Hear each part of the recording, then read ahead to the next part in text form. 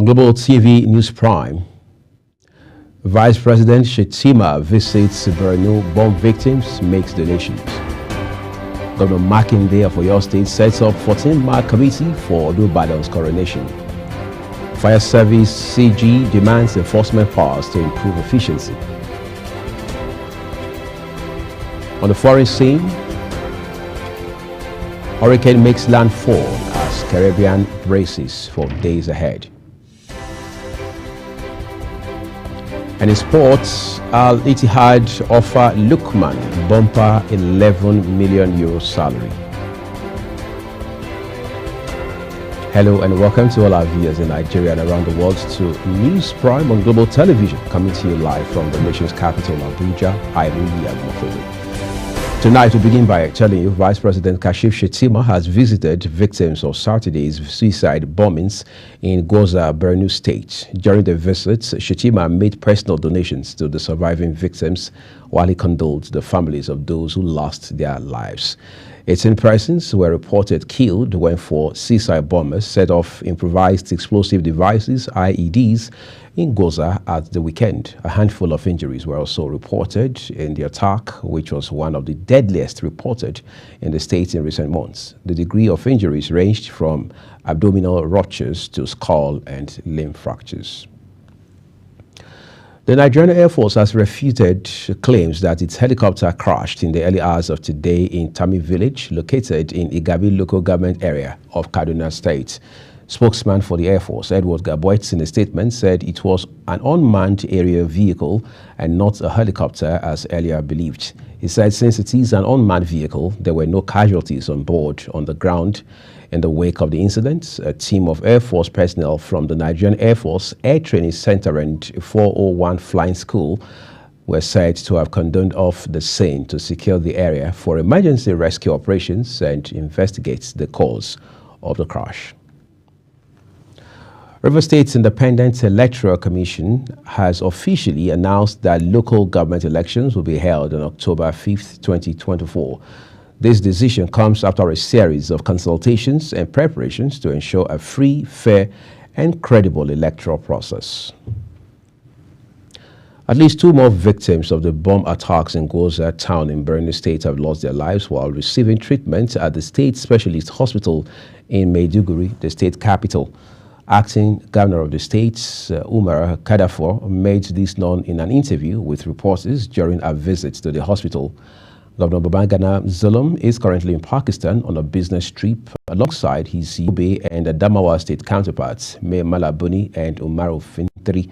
Kaduri said out of the 42 injured victims, 2 were admitted to the hospital, 16 of them have been discharged, while 24 were currently receiving treatment in the hospital. Let's turn to the country's southwest now, where Oyo State Governor Seyi Makinde has set up a 14-man committee for the coronation and presentation of staff of office to the new Olubadan of Ibadan land, Oba Owolabi Olokulehin. The committee is headed by the State Commissioner for Local Government and Chieftaincy Matters, Ademola Ojo.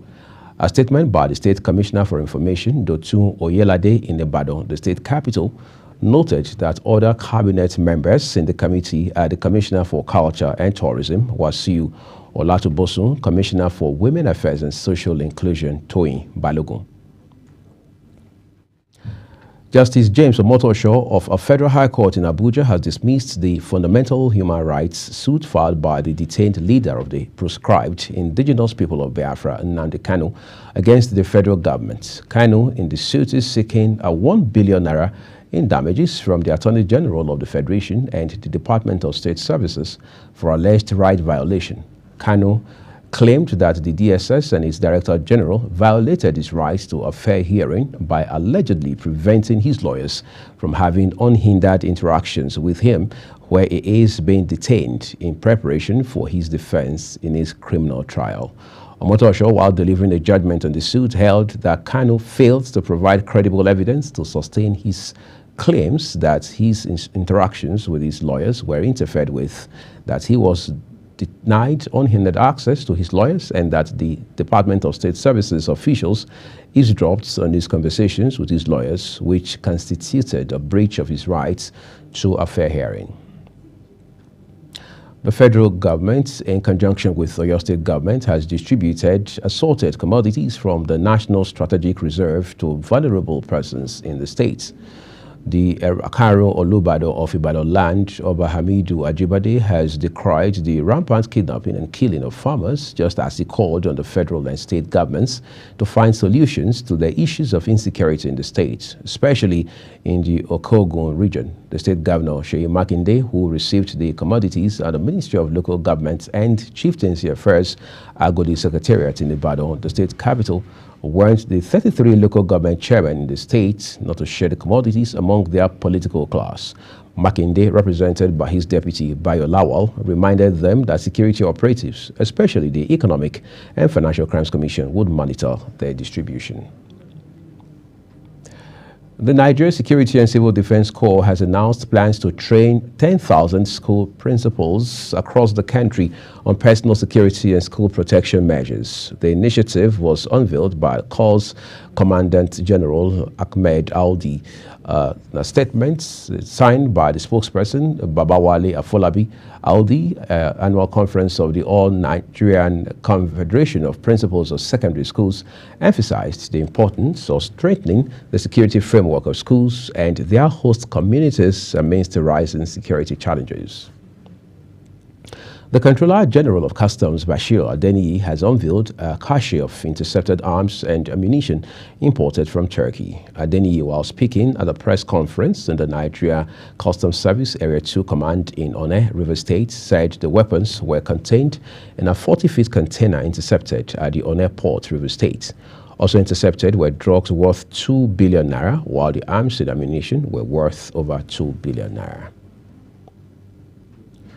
The Economic and Financial Crimes Commission, EFCC, has set up a disciplinary panel to investigate two operatives accused of assaulting a woman during a raid in a hotel in Lagos. The spokesman, Dele Oyewale, who said this in a statement in Abuja, added that the errant officers were to appear before the panel today. Oyewale said that the EFCC chairman, Ola Olokoyede, set up the disciplinary team to look into the case of the two errant officers of the commission who had allegedly assaulted the female staff of their regional hotel, Ojo, in Lagos State. Controller General of the Federal Fire Service, Abdul Ganiyu Jaji, has said the lack of enforcement powers is hindering his personnel's ability to effectively carry out their constitutional duties. Jaji explained that when potential fire hazards or actions that disrupt firefighting efforts are ignored after being pointed out, the fire service is powerless. He added that with enforcement powers, the service would be able to prevent fire outbreaks while effectively exercising its authority. The CG spoke during the inauguration of the Committee on Research and Development of the Fire Service Training Curriculum in Abuja. Nasarawa State Government says it has recorded 29 suspected cases of cholera in the Kokona and Nasarawa Egon local government areas of the state. Commissioner for Health, Gwaza Gwama, made this known while speaking at the opening of a 3-day workshop on reproductive, maternal, and child health being hosted by Rotary International in Akwanga local government area of the state. The commissioner explained that the past few weeks, Kokona local government area recorded 19 suspected cases of cholera, while Nasarawa Egon local government area had 10 cases. He regretted that one of the patients in Nasarawa Egon local government area died while being treated in a healthcare facility in the area. And that's quite some sad story there. You're watching News Prime, coming to you live from Nigeria's capital, Abuja. Well, StarTimes, channel 276. Kindly follow us across all social media platforms using our Global TVNG and other handles as you now see on your screen. When News Prime returns, Nigeria's capital importation rises by 210% to $3.37 billion in the first quarter of 2024. We have all of those and more for you when we return from the short break. Do stay with us.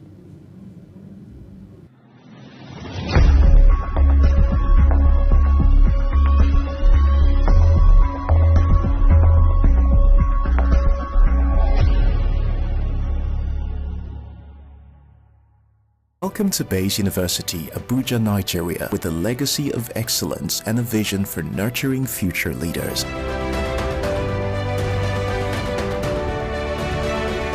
Bayes University is in a league of its own. We're all about our people, processes, and technology. Bayes is one of the highly rated universities in Nigeria in terms of product quality standards. We don't just produce graduates, but groom people into employers of labor. And it has made us understand that learning is all about three things. We learn, we unlearn, and we relearn. Bayes University Hospital offers a range of specialized services equipped with the latest technology, manned by a team of trusted professionals. And now, our vision extends beyond our walls with the Baba Ahmed University in Kano following our lead. Join us at Bayes University and invest in your future today. Bayes University is the institution that you will get the best value for money education in Nigeria. Bayes University. Learn to live.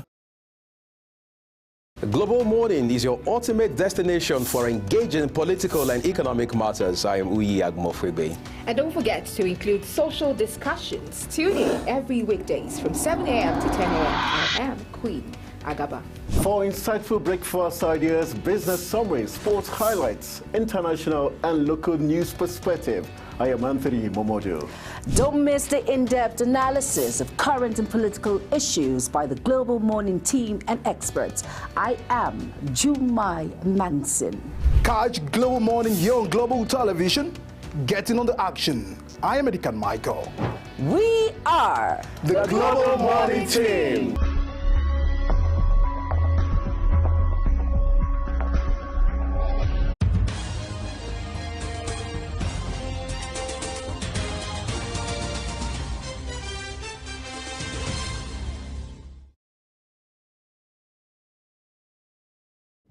This is Global Television, bringing you a live broadcast of News Prime with Uyi Agmofwebe. Thank you for staying with us.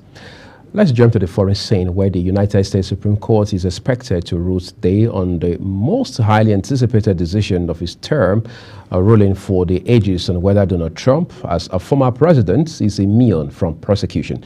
Even if the ruling is likely to reject Trump's claim he should enjoy absolute immunity, the decision will be key in whether his trial for conspiring to overturn his 2020 election loss can go ahead before this year's election, in which he is the Republican candidate. The Independent National Electoral Commission, Mauritania, says incumbent President Mohamed Ould Cheikh El Ghazouani has comfortably won re-election with 56.12% of the vote. The victory gives the former army chief a second term as head of the vast desert country, seen as a rock of relative stability in Africa's volatile Sahel region and set to become a gas producer. He placed well ahead of his main rival, anti-slavery activist Biram Da Abid, who won 22.10%, according to results announced by CANI Chief Daoud Abdel Jalil. Let's take it beyond Africa now. Mexico has extradited the suspected senior money man of the powerful Sinaloa drug cartel to the United States. That's according to officials. Sergio Miguel Vega Mendoza was arrested last year in Mexico City and was sought by the U.S. federal court on charges of drug trafficking, according to the Attorney General's office. It said Vega Mendoza coordinated and oversaw drug shipments and transported large amounts into the U.S. Hurricane Beryl has made landfall in Carrizo Island in Grenada, according to the United States National Hurricane Center. The hurricane, which has regained strength in the past hours, has sparked warnings of life-threatening winds and dangerous storm surges. A hurricane warning is also in effect in Barbados, St. Vincent, and the Grenadines and Tobago. Earlier, airports and businesses shut down, and residents across the Caribbean were urged to seek shelter as the potentially devastating storm hit the region. Let's take a look at business for you. The governor of the Central Bank of Nigeria, Olayemi Cardoso, has called for more regional collaboration to strengthen financial stability and growth in the West African region. The governor made the call at the 10th meeting of the College of Supervisors for Non-Bank Financial Institutions in Abuja. The event, hosted by the West African Monetary Institute, gathered regulators, policymakers, and financial experts from across the region to discuss critical issues facing the non-bank financial sector in West Africa. In his address, Cardoso underscored the importance of regional collaboration in strengthening financial stability and promoting economic growth within the West African Monetary Zone. Nigeria's total capital importation rose by 210.16% in the first quarter of 2024 from $1.08 billion recorded in the fourth quarter of 2023 to $3.37 billion in the period under review. Data from the National Bureau of Statistics capital importation reports in the first quarter of this year states when compared to the corresponding quarter of 2023, capital importation increased by 198.06% in the first quarter of the current year. Minister of Housing and Urban Development, Ahmed Dangiwa, has lamented that 80% of Nigerians cannot afford housing due to financial constraints. This, Dangiwa noted, accounted for the major causes of the housing deficit in the country. The minister stated this in his keynote address at the opening of the Made in Kaduna International Housing Exhibition held in Kaduna, noting that the major issue governments at all levels have to address in their desire to deliver sustainability to the citizens is the issue of affordability. Ethiopia Airlines has announced that the Nigerian government is no longer interested in partnering in establishing the proposed Nigerian Air project. The airline's group chief executive officer, Metsin Tasiu, made this known over the weekend in Dubai, the United Arab Emirates, according to Ethiopian Tribune, a major Ethiopian media outlet. The announcement by Ethiopian Airlines comes barely 2 months after the federal government had indefinitely suspended the Nigeria Air projects. For more on business, here's an update put together by Head of Business Desk, Kikelamo Okere. Capital importation rose by 210.1% in the first quarter of 2024 from $1.08 billion recorded in the fourth quarter of 2023 to $3.37 billion in the period under review. This is according to the National Bureau of Statistics Capital Importation Report in the first quarter of 2024. When compared to the corresponding quarter of 2023, capital importation increased by 198.06% in the first quarter of 2024. Capital import by type and sector portfolio investment led with $2.07 billion, marking up 61.48% of the total, followed by other investments at $1.18 billion, that is 34.99%. Foreign direct investment was the smallest with $119.18 million, that is 3.53% of the total capital importation in the first quarter of 2024. The banking sector saw the highest inflow, receiving $2.06 billion, constituting 61.24% of total capital imports, followed by the trading sector at $494.93 million, representing 14.66% of capital import, and the production manufacturing sector at $191.92 million, marking 5.68% of the capital import in the country. Stanbic IBTC also recorded around $399 million in capital import inflow in the first quarter of 2024, beating its full-year total in 2023 at $384 million.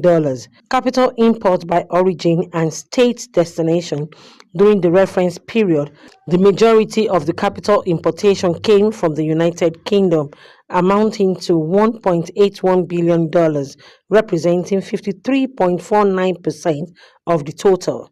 This was followed by Republic of South Africa with $580 million, that is 17.25%, and the Cayman Island with $119 million, that is 5.52%. Among the three states that recorded capital importation during the quarter, Lagos was the top destination with $2.78 billion, accounting for 82.42% of the total. Abuja FCT followed with $590 million, that is 17.58%, and Ekiti State with $0.01 million. Only 3 of the 36 states and FCT recorded capital import during the period, leaving around 34 states recording zero capital import in the year in the first quarter. The NGX Alternative Securities Market Index exhibited exceptional performance, recording an impressive surge of 135.25% to emerge at the best performing index during the first half of the year. This is despite the backdrop of escalating inflation, prospective interest rate adjustment, and volatility exchange rate. Investor confidence has displayed remarkable steadfastness. This unwavering assurance has in turn spurred heightened market activity and intensified buying engagement. The NGX Consumer Goods Index also rose by 41.05% year-to-date to close on June 28, 2024 at 1,581.55 basis points. NGX Oil and Gas Index appreciated by 38.12% to finish the half year at 1,440.67 basis points. The year-to-date return of the NGX All Share Index shows its resilience, standing at an impressive 33.81%, despite recent bearish trend seen in the second quarter of the year. However, the equities market recorded mixed performance in the first 2 quarters of 2024, which made up the first half of the year. The first quarter saw an impressive return of 39.84%, driven by strong companies earning, positive dividend announcements, and also propelled by the listing of Transcorp Power PLC, a subsidiary of Transcorp PLC, on the NGX. The company listed 7.5 billion shares at 240 naira per share by introduction on the main board of the Nigerian Exchange. The power generation company listing boosted the overall NGX market capitalization by 1.8 trillion naira, just as its share rose by 10% on the first trading day. The market positive sentiment among investors during the quarter was also attributed to several factors, including favorable policies introduced by President Bola Ahmed Tinubu's administration, such as the removal of fuel subsidy, streamlining of exchange rates, and floating of the naira. By contrast, the second quarter experienced a decline, with returns falling to minus 4.31% as the close of the last trading day of June 28. The sharp drop in the index was influenced by several policies announcements from the Central Bank of Nigeria. Notably, the CBN announced a new recapitalization plan for commercial banks, aiming to raise an estimated 4 trillion naira in fresh capital over the next 2 years. The downturn was largely attributed to the highest interest rate environment, which has driven investors towards fixed income securities, putting downward pressure on the market performance. Nigeria could face a perilous food crisis in the second half of the year as high input costs, worsening insecurity, and climate change crisis take toll on farm output. On the surging input costs, the price of a 50 kg NPK fertilizer has jumped by 49% in 1 year to an average price of 53 naira, according to the market survey. The price of the item was 26,000 naira in 2023. The surge in the NPK fertilizer price is mainly attributed to the exchange rate crisis, as the country imports 34% of raw material used in production of fertilizers, according to the Presidential Fertilizer Initiative. Inputs such as potash, sulfate, and granular ammonium needed to produce NPK, which is also used by millions of smallholder farmers with foreign currency. Despite getting all raw materials for Euro locally, the price of the fertilizer blend has surged by 117% from an average of 17,500 naira in 2023 to 38,000 naira in 2024. Market survey further shows price of various agrochemicals such as Paraphos, Glyvil, Fosop, and Gragin, which are all herbicide, have jumped by 100% in just 1 year. Some herbicide like Glyvin have had their price tripled, rising from 7,500 naira in 2023 to over 23,000 naira in 2024. Security in food belt areas such as Benue, Kaduna, Plateau, among others, have worsened, with crops farmers sacked and fish farmers threatened by terrorists in some states. Climate change is also a critical issue, as flood are set to affect 31 states and 148 local government areas, according to the 2024 Annual Flood Outlook. Kike Lomo Ukeri, Global Television News.